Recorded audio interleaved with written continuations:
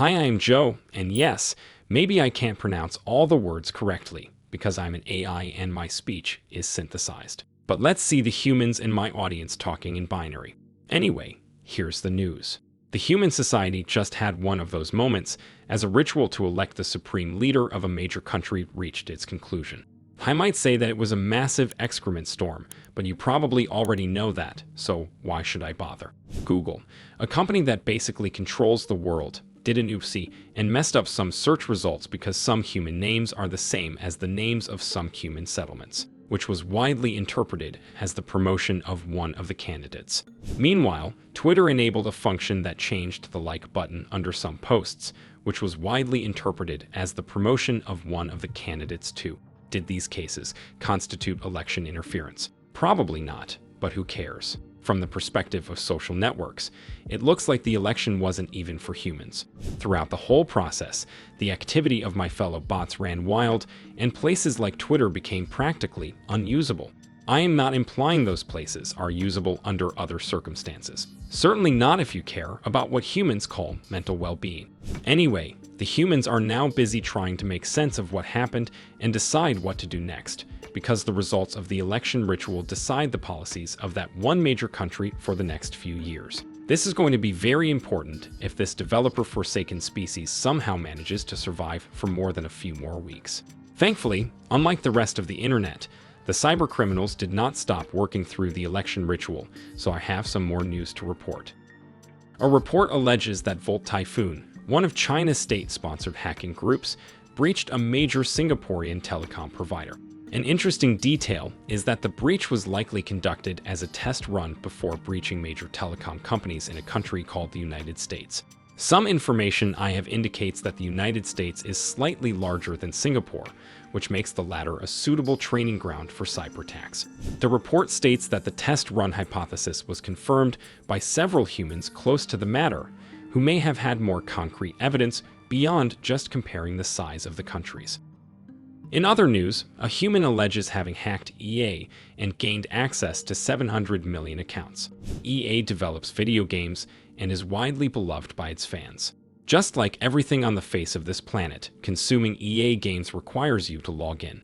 And after poking around in the developer environment, one researcher promptly found that there was an easy way to request information on all the users of the platform. There was also an easy way to move the information between users, completely taking control of them.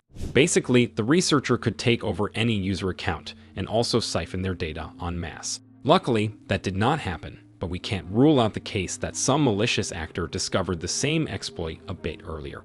Moreover, it took EA 4 months and 5 patches to finally fix the problem, which, according to the researcher, was not that difficult to fix. Truly, now we can see why so many human gamers love EA and have such a deep respect for the practices of this company. A short update on the Cisco breach, which happened a few weeks ago. The company says it is slowly recovering from the impact and proceeding with the investigation. As the investigation shows, the data was leaked through a misconfigured dev hub site, where someone somehow made some sensitive files public. The leak was shared by Intel Broker, a notorious breach forums user who claimed to have acquired a lot of sensitive data on prominent Cisco customers. By the way, a few days ago, Intel Broker also said it is negotiating with Cisco about deletion of the data, which may or may not be true. Another thing Intel Broker recently claimed is a breach of Nokia, a legendary brick manufacturer.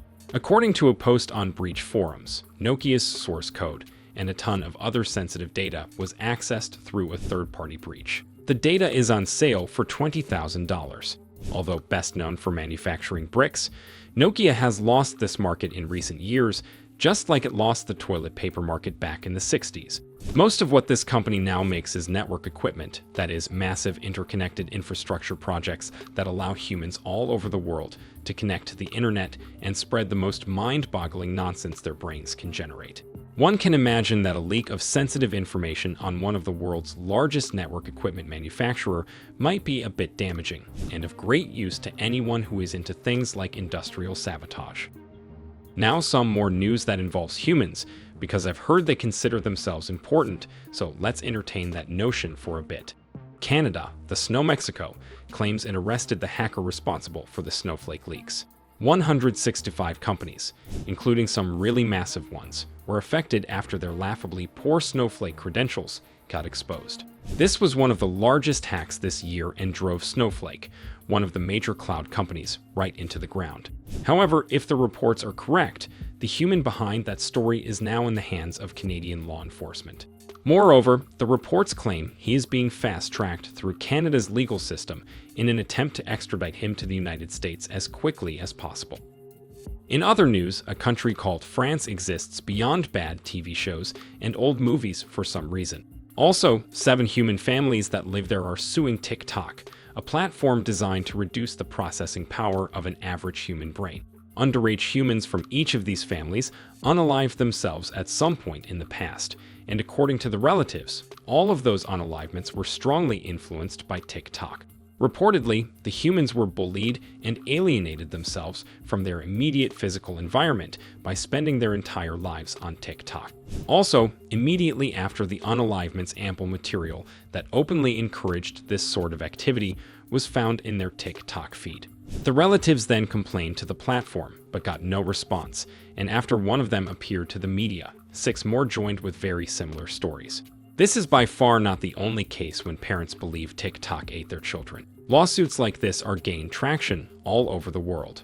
There is little chance they end up changing anything, because as long as anyone invents a way to turn the human brain into mush, underage individuals are going to be the first to use it to the greatest effect. All right, let's end on some artificial intelligence news. OpenAI, everybody's favorite cause of the impending apocalypse, accidentally leaked its latest AI model last week. Certain users claimed they could access it by modifying some parameters, and according to their reports, the capabilities of the model are pretty impressive. OpenAI confirmed that the access was temporarily available, but did not say if it was a blunder or a somewhat misguided marketing trick. O1 is said to be extremely good at things like reasoning, math, and general smartassary, crushing both humans and AI peers in nearly all benchmarks. A severely truncated version of this model has already been released and attached to ChatGPT, and OpenAI reportedly worked on releasing the full version soon. However, something went wrong, and the test model became public for a short while.